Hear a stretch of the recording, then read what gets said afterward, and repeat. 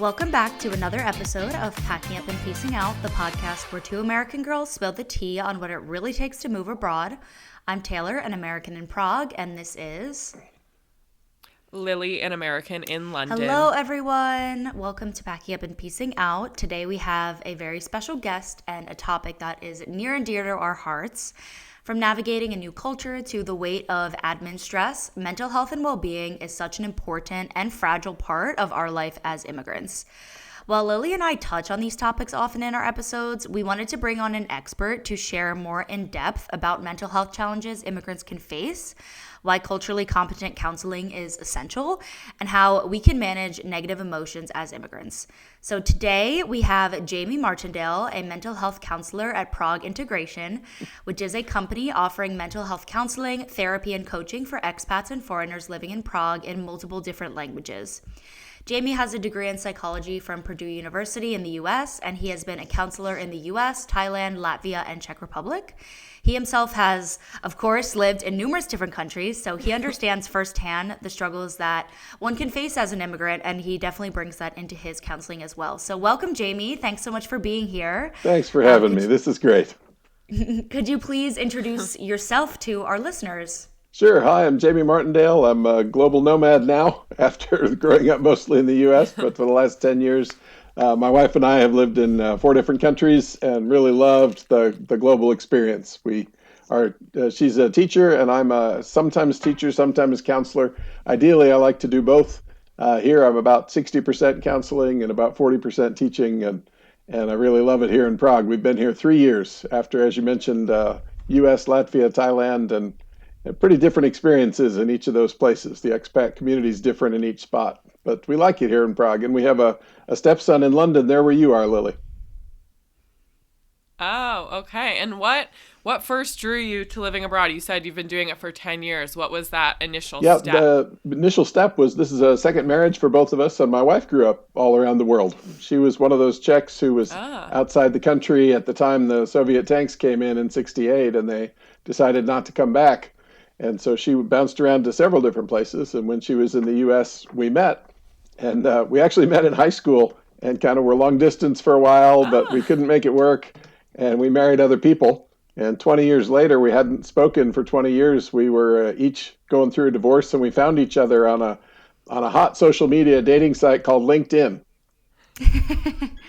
Goals. Oh my gosh, this sounds just like we had some Elaine guests on. And Abe. A few. Yeah, Elaine and Abe, Love is in the Air podcast, who have a near, not identical, but very similar story. I've got to hear that. You should listen to Yeah, Elaine they knew and each other Abe. in high school and then got together when they were both separated, and then they were in a commuter marriage. So they were married but lived in different states. So now they've closed the distance. But yeah, I met Jamie's wife Veronica at an event, and we also want to have her on the podcast because she's lived in so many different countries. I think 13 or 14 different countries. Yeah. Wow. Yeah. So she must Whoa, have such. And so many amazing stories, so we're definitely going to have her on as well. And, she's mighty cool. Talk about third culture kids, because she definitely majorly fits that bill for sure. Oh, yeah.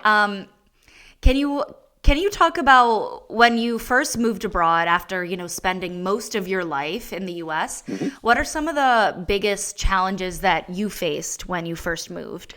Oh, I just look back at that, 10 years ago and kind of cringe sometimes about some of the things that I wasn't aware of. I'm sure we all do that. There's all new social norms, and it's not just languages. There's holidays and foods and clothing and social distance between people and just so many things that are different that you just pick up on gradually over time. But I had a really nice first experience. The first place I lived outside the U.S., other than just tourism, was in Latvia, which is a very peaceful, calm, very different, very introverted culture, very different from the U.S. And then going to Thailand, which is, super friendly, but in Asia, which has such different norms of collectivism versus individualism. So it's so rich to see the fine detail of so many things that you notice. I remember one of the first examples of it when I was learning some basic, just tourist Latvian to get by in the stores and stuff. And I found there's 2 different ways of saying, excuse me, or I'm sorry. And so I asked my Latvian teacher, which one would you say when you bump into somebody in the store? And he says, oh, we're Latvian. We wouldn't say either one. We'd just move away and pretend it didn't happen. But yeah, I feel like it's so true that these tiny things growing up in America, like a big one I think of in the Czech Republic is how, it's so normal to greet people and say Dobrý den, like in an elevator or if you pass them in your building. While in New Jersey, in the Northeast, we're more cold, I guess, in that way. Like we would never just say hi to someone in an elevator. I actually would be scared if someone said hi to me in an elevator. I always say that. I would be like, what do you want from me? While in Czech Republic, like if you didn't do that, it'd be considered rude. And I find myself needing to remind myself to like say hi because I'm like, this is the norm here. So yeah, there's so many tiny things that I feel like can't really prepare yourself. You can read about the country, but these small things, you just need to be in the moment and learn them through trial and error almost.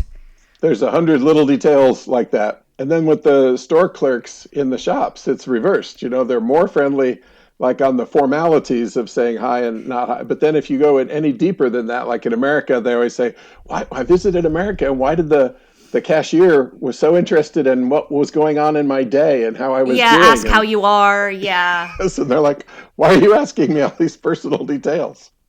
Yeah, and that's such another big one in Czech Republic specifically. I feel like when you ask Czech people, like jak se máte, like it's not just like how are you doing? Like in the US, it's like a genuine question and like you're actually asking how they are. Yes. And then they're going to tell you how they are. Well, I can so imagine in the US when a random person is saying, oh, how are you? Like you're kind of like, why do you want to know? Like you're a stranger. So yeah, these tiny things that you just get accustomed to. And I can imagine you having lived in multiple different countries, these things are just always changing. There's a handful of them in each place that come up and just sometimes really unexpected. And then there's always the really joyful, funny ones where you just trip over a cultural norm as a fish out of water and you don't even realize you've done it. One of my first ones, the first week here, my wife, who's fluent in Czech, of course, is giving me a chance to practice my very, very beginner Czech and sends me out to the store to get some vinegar. So I say, okay,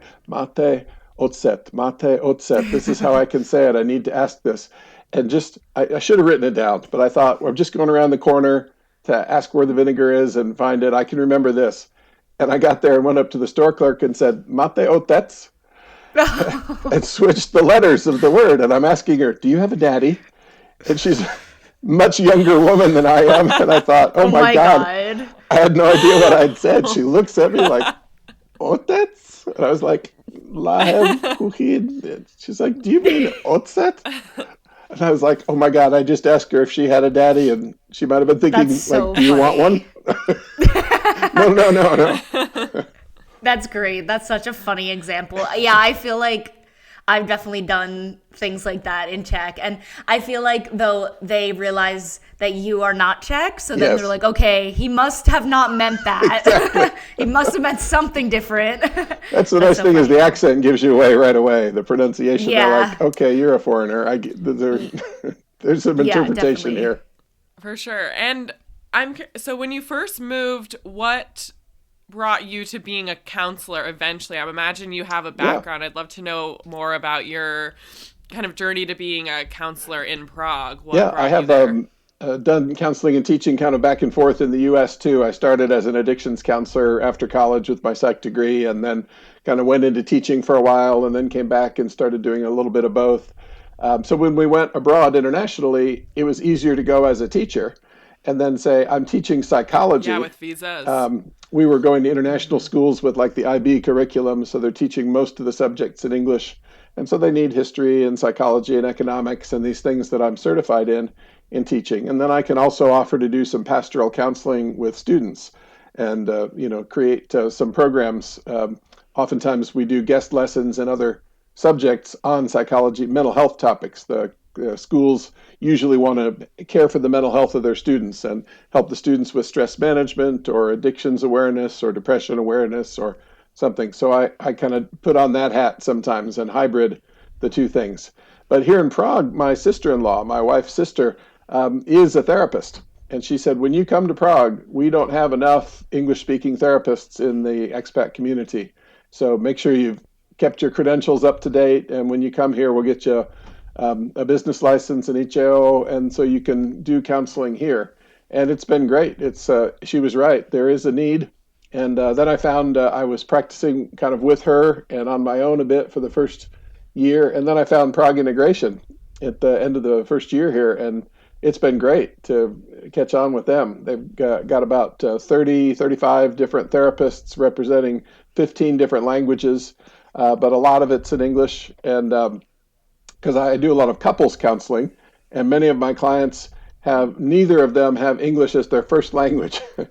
But it's their common language. They met through Erasmus, and we've got, Ah. a Czech and a Spaniard, or an Italian and a Slovak, or something like that in a marriage, and they communicate mostly in English, so they need their counseling to be in English. So that's how it's taken off, and we're rolling from there. Yeah. I think that's so great, that Prague Integration offers counselors that are from different cultural backgrounds because, we know that Czech culture and every culture is going to have little nuances and different ways that they approach mental health. And I think America can sometimes get maybe a kind of negative reputation where like we all have anxiety or depression. I always see European people say like Americans have so many problems, but I know that if I were to start therapy again in Prague, I would want to like go to an American counselor just to have that common, cultural background, because I feel like that would just be important to me. And also, you being a man, I feel like there's probably even less, male counselors as well. And sometimes, I think immigrant men can struggle in silence really often, and they can face more challenges with making friends. I know even with my partner, even though he is half Czech, like there's so many social groups for women expats, but there's way less for men. So it's like been a lot harder for him to make friends. So I think that that's so great that they have you and, to be able to understand their perspective. But one of the questions I have is, what are some mental health themes that you often see amongst immigrants that are maybe different from clients you've had in the past who don't live abroad? Yeah, that's great. Spot on what you said about the sex ratio difference. We see most of the therapy community is about 70% female and about 30% male at best, often 80-20. And people often do want somebody who has demographic similarities, at least in some ways, to themselves for counseling. And so that is to answer the question, that's one of the challenges that's in the expat community is it's tough finding people who have some of your background assumptions or know the idioms. And when you're talking about feelings, you want to be able to use your first language or an emotionally rich language for you as much as possible. That's why I don't try to do therapy in any of my other languages because they're all really basic. um, Intermediate Spanish, but not near good enough to do therapy in it. But we have other counselors who do. Um, so some of the challenges, there was a recent study you probably saw in expats.cz newsletter about how Prague is one of the tougher cities for expats to thrive in because not only the language is hard and you see in the culture some of the bruises of communism still, people are a little hesitant to trust foreigners and open up. It's changing, but it's changing gradually. But they also don't have the history of things like support groups, for example. There's just very, very few of those. When I first got here, I had a client who was looking for some support in a group like that, and I did a search, and there was like one cancer support group in English, and maybe an AA is here, where there's a pretty good number of English language AA meetings. But I thought that's fascinating. If you go to most major cities in America or Canada or UK or Australia, and you say cancer support groups, it'll say, yeah, which type of cancer, and do you want which part of town, and which morning, noon, or evening, and we've got plenty of them. And here, there's one that's in English, so you better hope that time works out for you. I mean, there are some online, but it's part of that idea of the landscape's different in different places. There's unique challenges here, and Prague is a gorgeous city with lots of stuff to do, but it's isolating. There's for expats in many ways. There's a big group of Ukrainian expats, and Germany has a fair-sized group since they're right next door. but most of the other expat groups are in very tiny pockets. There's a handful of Canadians, a handful of Brits, a handful of US, a handful of Australians, a handful of Mexicans, a handful of people from different places. And so there's not enough critical mass to have a lot of institutions or support built in. So you have to really look for that actively. Yeah. I Oh, I was just going to ask how, when you used to be a counselor in the US and now you've been a counselor for expats, would you say the issues people struggle with are really different, or are they the same? Because as you say, you can't really escape your problems. Like, I wonder if the issues people come with, they really are just universal, or if there are more specific things that people living abroad deal It's with. so parallel to the other parts of the experience that I'm sure you guys see all the time, where deep inside people are very much the same everywhere, all around the world. But then on the surface, there seem to be some really strong differences sometimes, and we're fascinated by those. And sometimes we overestimate how big that difference is. So what happens is the facts and details of the circumstance are surprising and different of what they struggle with, but the feelings beneath it all are very similar. So you see anxiety all around the world. They call it something different sometimes in different places. And you see it in very similar percentages. You see depression all around the world in similar percentages, but it's called something very different in China, for example, than it's called in Germany and in America and things. They have different names for it, and sometimes the symptoms show up a little differently. But after you have to understand that to connect with people. But then after that, you get to the feelings level, which is what people usually want help with the most, and then it's very similar. Um, Everybody knows what deep sadness is like, what deep fear and worry is like, what grief is like, and anger problems are everywhere. Yeah. I think it's like I was saying earlier, America has this reputation for people, so many people having anxiety, depression, but I think it's just because in our culture, like we're so much more open about it and it's become so much less taboo while, being in the Czech Republic in a former communist country. I think that those stigmas definitely exist where maybe less amongst the younger generation and it's starting to change a bit, but it has that culture of sort of like get over it. You just have to get past your problems and you have to just keep going with life. And, Yeah. I think it's not surprising that, there's less support groups here. And because, yeah, people are just more suffering like in silence and thinking, I don't want to burden other people with my problems. And I Sure. think that's why it's so important, though, for places like Prague Integration to exist. So for our listeners who may not be familiar, we do have a good chunk of our listeners who do live in Prague, but we have listeners from, Lily, how many countries was it? Like, Maybe it was like, yeah, it was like, something? it was a lot. Yeah. So could you tell Go, us you what, guys. Yeah. what is Prague Integration? So it's we have our founder was from Croatia, and she was studying here for a while, visiting here for a while, and decided to live here. And instead of opening up a therapy practice, she studied social work in college. She realized, I love social work and helping people, but I'm not sure I'm a good enough therapist to run a practice on my own. Maybe I'd be better off creating a business to help other people find therapy. So it's an umbrella organization that kind of brings in therapists and gives them office space and handles the paperwork for them and the advertising and the billing and everything, so we can focus just on the counseling. And as a counselor, that's really nice to be able to just focus on the client's needs, and all the administrative details are taken care of. So she has a good social media presence and has found some really great office space for us. It's actually hard to find office space for a lot of therapists in Prague. People who don't live here may not have heard about how the real estate prices are very high in Prague. It's hard to find good housing. It's hard to find good office space too. But we have a nice space downtown near Prague 1 with 6 different offices there, and a group room that's just big enough for groups, and some smaller individual rooms and some couple size rooms. And so they just kind of, the way a lot of other businesses will have haircutting salons, will have somebody has the salon and then they'll rent out the chairs to the actual haircutters. It's kind of like that, but for therapy.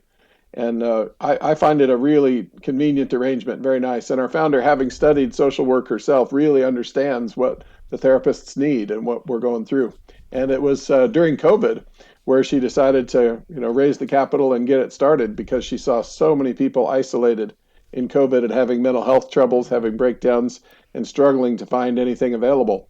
So that's when it started, and it's been going for over 5 years and keeps growing. So that's a really nice thing. There may be parallel organizations like it in other cities. I'm not sure.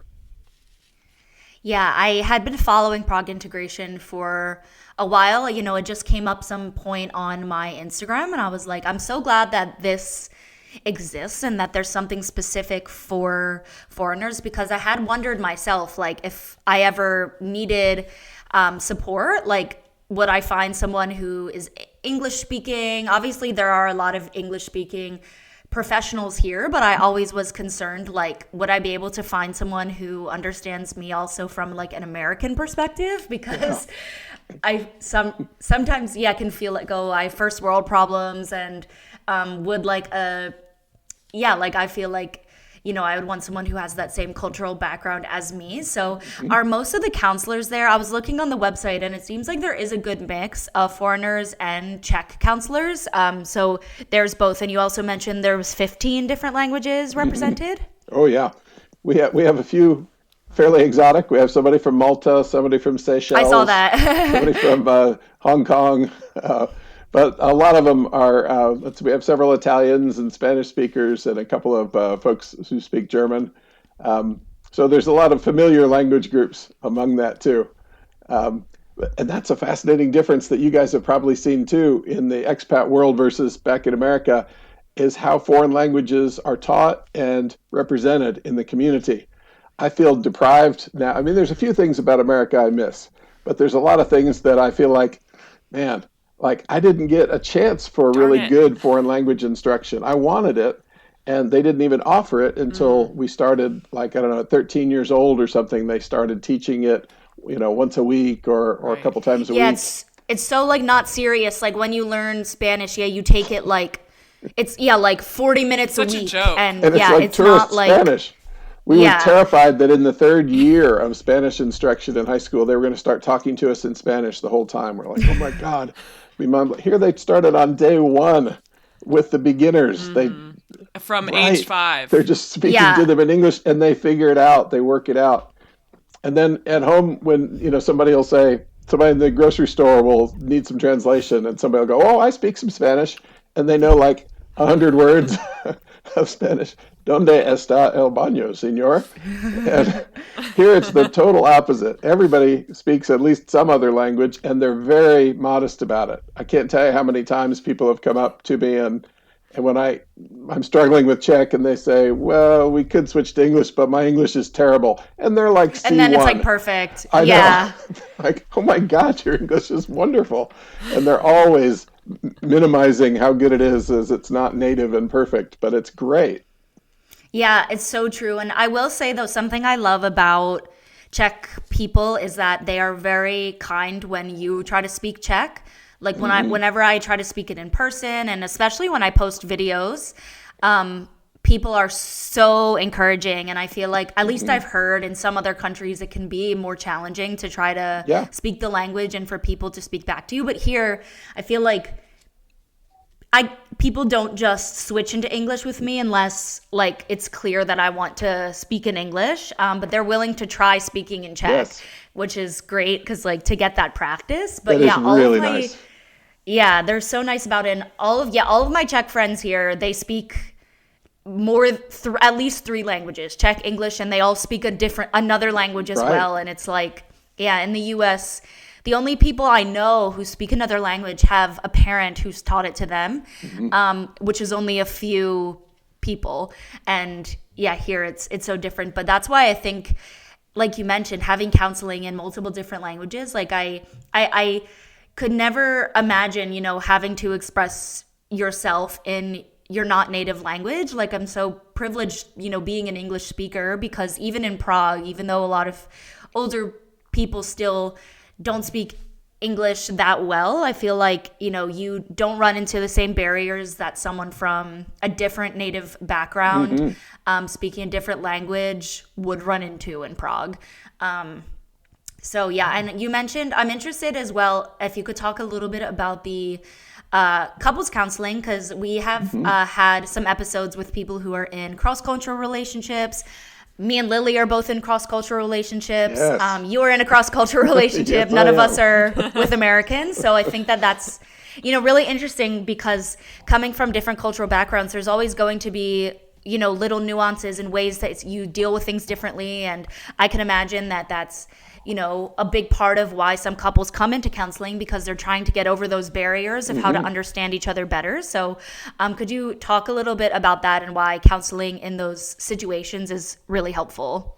Yeah, couples counseling is probably my favorite area of counseling. It's got really good research base and really good concepts that help that are proven to help a lot, which is great. There are a few areas of psychology that we just really struggle with. I often use schizophrenia as an example. It's a major problem. It's been around for a long time. We've been aware of it for a long time. We've tried lots of stuff, and we still don't have very good answers. There's not a lot of medicines that help. There's not a lot of therapy that helps.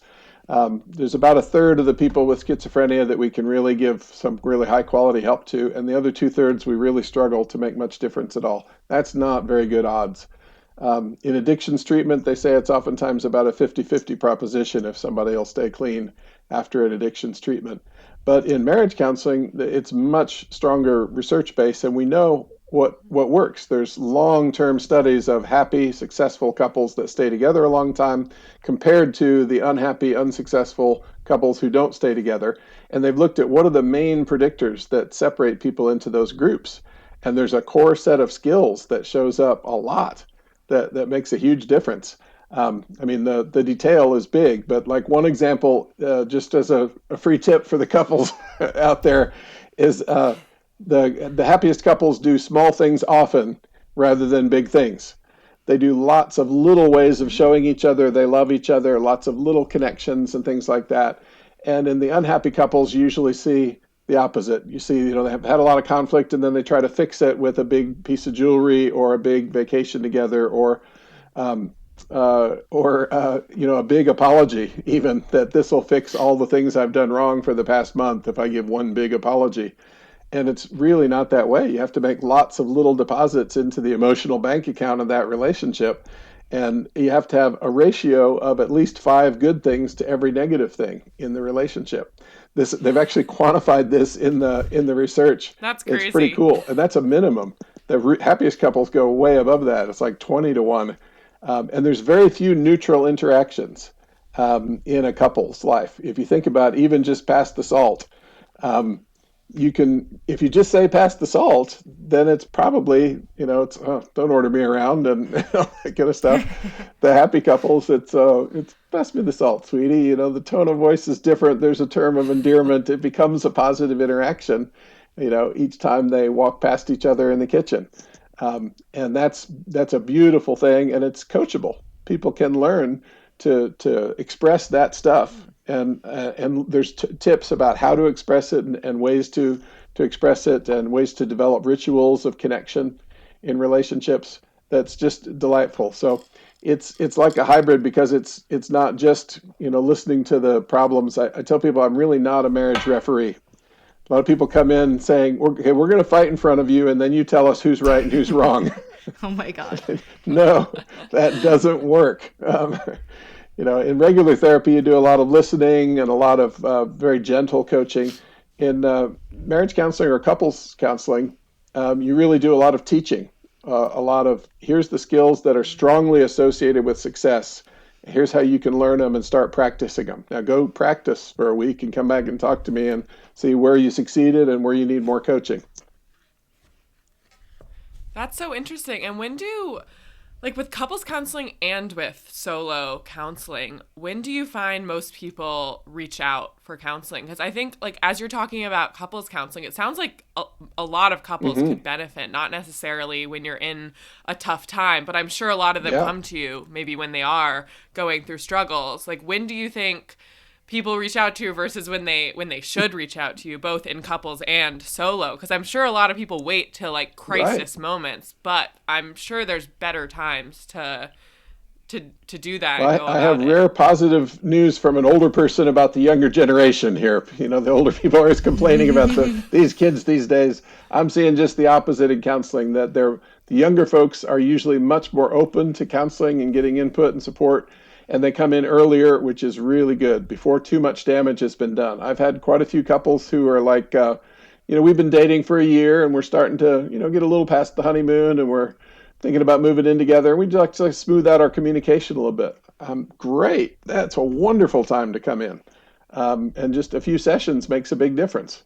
If they wait till it's at a crisis point and it's like we're just about to walk out the door and we've already talked to an attorney and I know which one I'd hire if I could. And you've got, I've got about 15 minutes here. If you can convince me to step off the ledge, then maybe I won't file and maybe we can still save this thing. Those are really tough. Those are really hard to help people who have waited that long for it. Mm-hmm. And I do notice that's more likely to wait till a crisis in older generations. And they're much more open to help early in younger generations. And good job, young folks. Yeah, I do think that's something that's so positive about the young community is just, and I think social media has been a big help with that, people sharing their experiences. And that's why I've always been open on social media with like my struggles with anxiety and the fact that I take like medication, because I think people might look at my life on social media and think like, wow, she has such a perfect life. She's so happy. Like I'm jealous. And I feel like people need to know that what they see online like isn't always reality, and that a lot of people are struggling with things. So that's why I've always been open about it myself. But a question I have for you is, how has your own experience as an expat, as an immigrant, influenced the kind of counselor you are today in Prague? Oh, I'm a lot less, I make a lot fewer assumptions than I used to.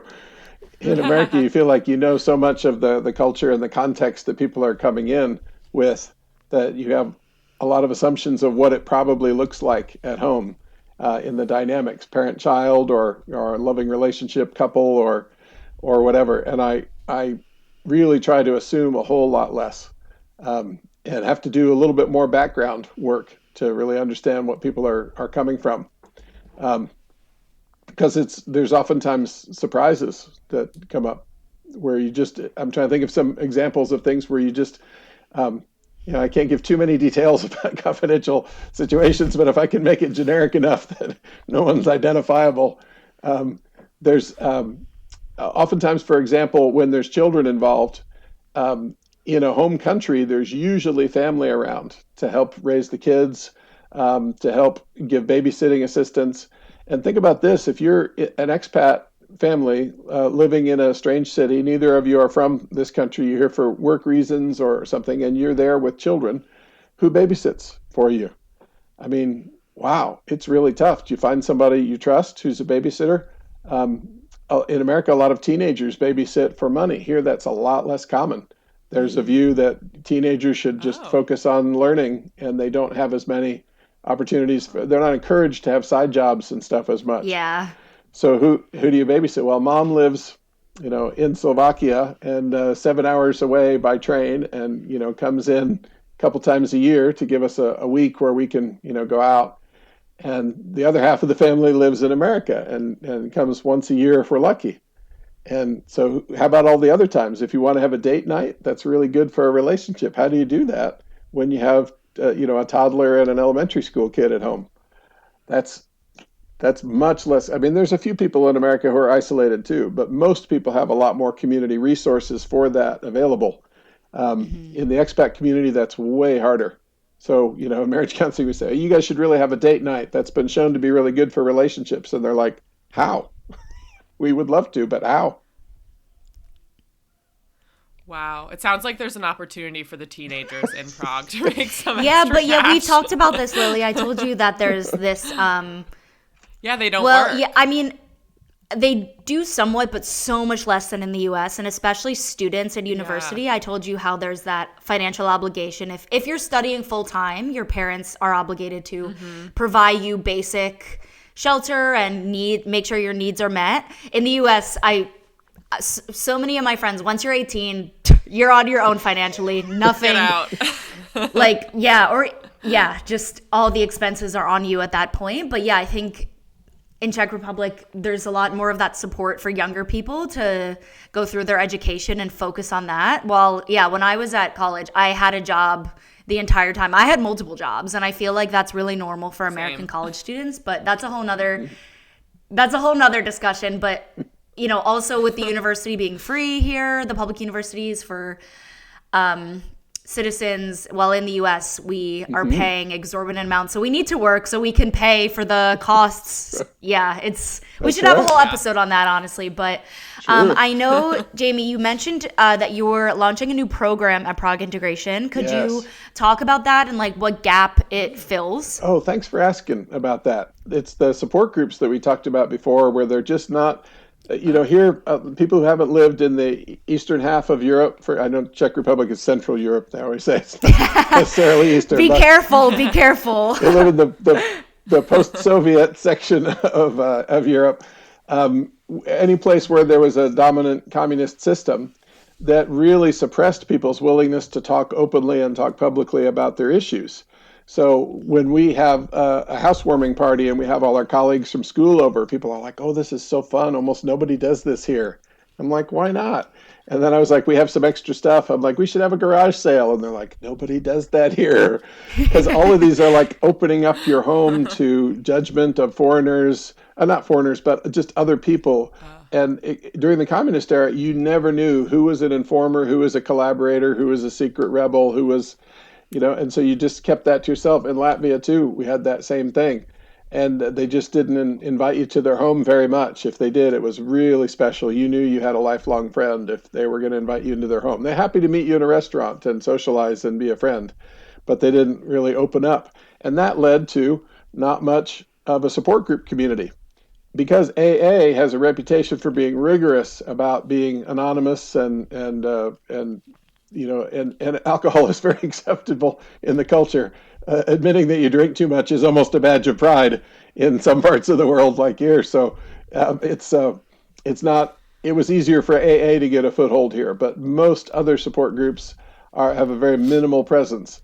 And we said, at least in the expat community, people are used to that from other countries, and let's try to get that going here. And it's tough because we don't have unlimited space. And so we need to have some way to have, we've got a room that'll hold about 15 people. And we can't just say, like a lot of support groups in the church basement, come for free. And, we'll just pass around the plate and kick in a couple dollars at the end, like a lot of support groups do. So we have to have people kind of register and sign up. But we really wanted to keep the cost very, very low. So we've found a way to do that finally. And we have people just sort of pay a small fee, 1,000 crowns, which in the U.S. is $50, I think, about now at current exchange rates. And that signs you up for the whole month. We're going to have one meeting each week for a support group, and you can come to as many of those as you want for the month. And then we're not going to pass around a plate or pitch in or anything like that. That just holds your spot. That barely covers, cost of the room for us. But, we do regular counseling, but we wanted to have sort of a half step in between for people who need support, but maybe don't need full counseling. Maybe they're considering full counseling, but they want to try it out a little bit first. Or they've been doing full counseling and they want to phase down to just more gentle support. Or they just, they've got some history with the support groups in the past and they'd like to go to some here. So we've done a little bit of that. We did a men's support group for men's mental health during a men's mental health awareness campaign, and that went pretty well. We had trouble after the first group. We tried to do it again, and we weren't sure if we could get enough enrollment, so we may still relaunch that one again. We did an ADHD support group that went really well, but again, it was tough to sustain longer term. So I looked at it and I said, well, what's the most common mental health issue that people could really use support with that's not currently addressed in the community? And by far, if you look at the numbers of various diagnoses and things, it's anxiety and depression. Anxiety disorders and mood disorders affect about 20% of the population in each case. And if you want that sort of intermediate level support, it's really hard to find something that does that. So we said, let's offer a weekly discussion group, but let's give people something more for, if we're going to ask them to pay, let's give them something more for the money. So it's not full group therapy. It's still a support group, but it's a facilitated support group. So we've got a couple of professionals there who will start off presenting some material and say, just, for the first half hour or so, here's what the research says. Here's some of the examples of what we do in therapy to help people with this. And then for the last hour, discuss amongst yourselves, react to it, ask questions. If you want to share your story, you can. But if you want to just be there to listen and you don't want to share, that's okay too. We understand in the culture that people may not want to disclose a lot right now, but you can come and learn, or you can come and vent, or you can come and have a choice of how much of each of those you want to do. That sounds like such an exciting new program, and especially because not me, because I have a very long history of therapy. Like, I was first in therapy when I was before kindergarten, before my dad passed away.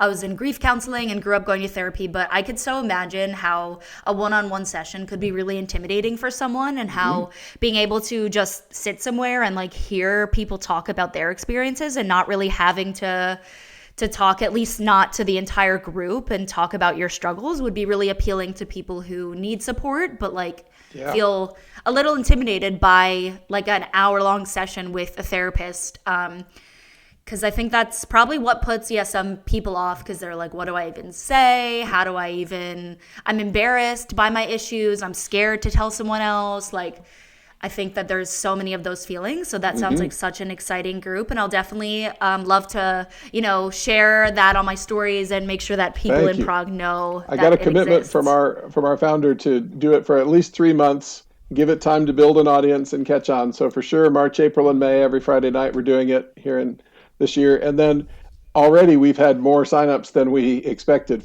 for either of the last two groups, the men's group or the ADH group. So it's very likely that we're going to branch out and offer a second one and then continue it longer term. That's great. We've already had 20 people express interest in writing, not just visiting the website, but clicking on it and saying, yes, we want more information. I'm probably going to do it. And I think half of them have actually put their money down to hold their spot.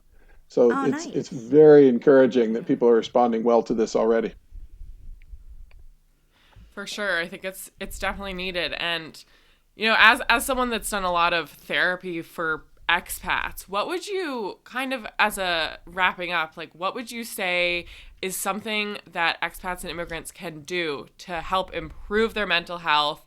Maybe they don't want to go to therapy, they're not ready yet, but what do you say are some things that you tell your clients to incorporate into their lives that will make, if they're having problems with depression or anxiety, as you mentioned? I think that's obviously super common, and especially for people that have just moved abroad and are adjusting to life abroad and struggling with mental health. What are some kind of tips? Obviously this is general, it would have to be specific to each person, but maybe you see I'm sure you see themes of common things people struggle with. Definitely. Yeah. What do you suggest people I actually have a little thing that we can do with that. You guys, I did a version of this with the yoga retreat where we met to say one of the great intros to just feeling better and to handling every other issue, whether it's depression or anxiety or general loneliness or something more serious or marriage difficulties, is to kind of get stress under control. If you can do some general stress management, people forget that positive change is automatically stressful. Everything that's new and different causes your brain to have to, make some new neuronal connections and dedicate some resources to it. And even good news, if you get a promotion at work, you have to learn new skills and have different relationships with your coworkers and adapt. Maybe your hours change a little bit, your office changes, and your brain is stressed by that. Even good things change your brain, and neutral things, just change at all, is evolutionarily stressful for human beings. So I often remind people of that by saying, can you just fold your hands? Can you guys do this with me? Just interlace your hands. Almost everybody has a way of doing this. And if you notice, there's actually multiple ways of doing it. Like which thumb is on top? For me, it's left over right. What is it for you guys? Same. Okay. Same. Well, let's try to switch it and put right over left.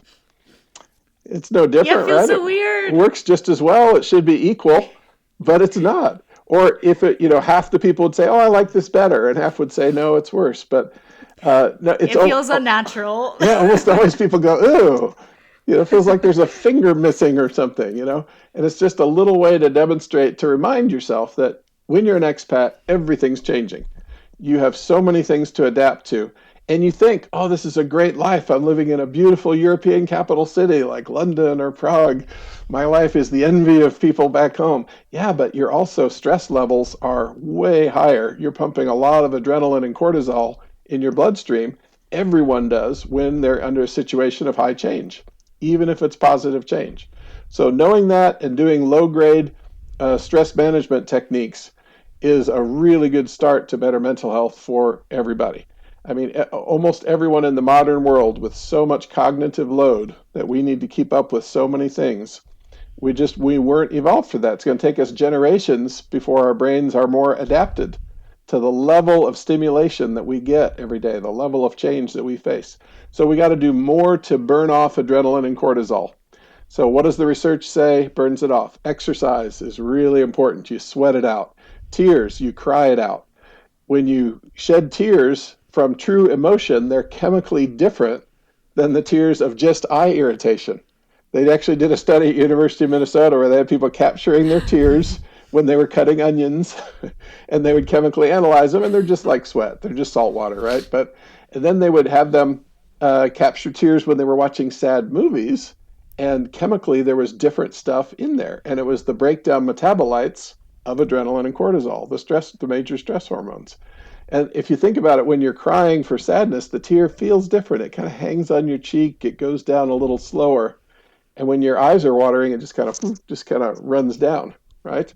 So exercise, tears, laughter, deep breathing, meditation, and yoga, walking in nature. There's good research on greenwashing the eyes. Just you need to go out and see green stuff on a regular basis. Breathing fresh air. Europe has a great tradition of opening the windows even in the winter, and no sick building syndrome here. In America, I taught at a lot of schools where the windows were sealed for most rooms year round. They just didn't want the kids opening the windows. And where do you get your fresh air? Europeans often find that unusual. So yeah, the house burping. That's what they call it. That's right. I've seen on TikTok. House burping. Yeah. I forgot that. Yeah, I did see that one time. That's a great meme for it. Up your stress management if you're an expat. Do more basic cleansing of the stress chemicals out of the bloodstream. You gotta find a way to do that. It's so helpful because I feel like those are things that people can just start doing right now. And even if someone doesn't have, say, a diagnosable like mental health condition, everyone, has times where they're stressed and when they're upset and when their mental well-being could be better. So I feel like, there's just small ways that people can improve that. And if they're not ready to go to counseling, this is a good way to start. But I feel like these are things that people should all be doing on a regular basis, even if you're feeling good, just to maintain that good feeling. There's actually a nice English language comedy club here in Prague now. I don't know if you've talked to anybody from Metro Comedy Club. That might be an interesting I follow podcast. them. Yeah, They're I think they fun. Invited me to something before, but I wasn't able to make it. But yeah, They used to be over in Žižkov, and they did shows like 2 or 3 nights a week, and then they expanded a little, and then they've moved over into I think it's Staromiestka, and it's a more touristy area, and now they do comedy every night of the week. And wow. I think only one night of the week it's in Czech, and I think the rest of it's all in English. And Lily, I don't know, do they have English language comedy in London? They do. Okay. They do. But it's nice if you want to go laugh. That is might be British humor though. For sure. British humor is different. True. But we have improv groups here in English, and we have comedy in English, and laughter is very good for stress relief. And I've done some of both of those. I've done a little bit of stand-up and a little bit of improv, and it's great for my spirit. It helps a lot, especially in winter. I get the winter blues a bit when it's really dark and not enough sunshine. I'm susceptible to that, and I have to have the happy light and make sure I exercise differently in the winter and hydrate and take the vitamin D and all that stuff. Mm-hmm. This weekend and next week, though, we're all going to be very happy because it's going to be so warm here. Woo-hoo! I'm so excited. Coming back, baby. I'm so excited. That's good. I think, yeah, I guess we should wrap up with our segment. So we do a segment with all of our guests called Missing on the Menu, where we ask our guests a food item that they miss either from their home country or from a different country they lived in, which, I mean, you've lived in a few. So what is something that you miss Oh, from on the each menu? country, there's something really special, which is nice. America's the junk food capital of the world. You don't go there for health food. So so when we go abroad, we find it's hard to find really good Mexican food in a lot of other parts of the world. There's a few, but there's just so much in America. So even, everything from the very basic to the very advanced, Doritos, Tacos, Locos Tacos, and Super Taco Supreme at Taco Bell is a great guilty pleasure sometimes, or just a really nice, high quality Mexican restaurant. They're so abundant in America, and there's a few here, but not many. So that'd be my one from America. Oh, from So Latvia, they have Bezpiens. They have this great sort of dairy-based sort of high-protein cheesecake with fruit and stuff. It's a delicious dessert that I haven't seen in other places. And in Thailand, probably mango sticky rice. Oh, Ooh. so good. Thai foods all around the world. You can find a lot of other stuff, but it's hard to find good mango sticky rice. The mangoes are so great there in the tropics. Right. Those are all great ones. Yeah, I imagine the mangoes And none of them are in Prague particularly are none of them are probably not so particularly Yeah. healthy, but you're asking for indulgences, so there you go. Yeah, I will say the produce here in Prague, it's not the best, but you can't really get a good like pineapple fix or mango. It's a hit or miss. Like sometimes they're decent, sometimes I'm like, this isn't even a fruit. But I definitely agree with the Mexican food one. But that's all for today's episode. Jamie, thank you so much for joining us and all of the useful information that you shared about managing one's mental health and well-being as an immigrant. For those listeners who do live in Prague, you can find Prague Integration online and also book with a therapist at pragueintegration.cz. We will also link their Instagram and their website in the show notes, so make sure you check that out. And thank you so much for listening. Thank you for the opportunity. Great to see you guys again. That's all for this episode of Packing Up and Piecing Out. If you liked it, hit subscribe, follow us at Pack Up, Peace Out, and leave us a review. It helps more Packers Up and Piecers Out find us. And for more of our unfiltered takes on life abroad, follow me at Taylor Takes Prague. And me at A Rich Woman's World. We'll see you at the airport.